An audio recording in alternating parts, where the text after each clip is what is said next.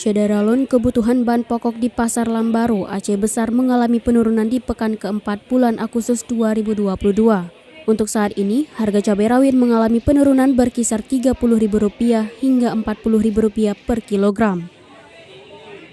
Hal serupa juga terjadi pada bawang merah dan bawang putih antara Rp20.000 hingga Rp25.000 per kilogram, yang mana sebelumnya berada di harga Rp60.000 hingga Rp40.000. Berbeda dengan cabai merah yang masih belum stabil.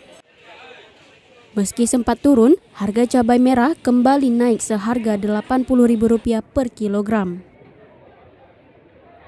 Muammar, seorang pedagang di Pasar Lambaru kepada Serambi On TV, Senin 22 Agustus 2022 mengatakan untuk cabai merah masih tinggi dan mengalami turun naik alias belum stabil.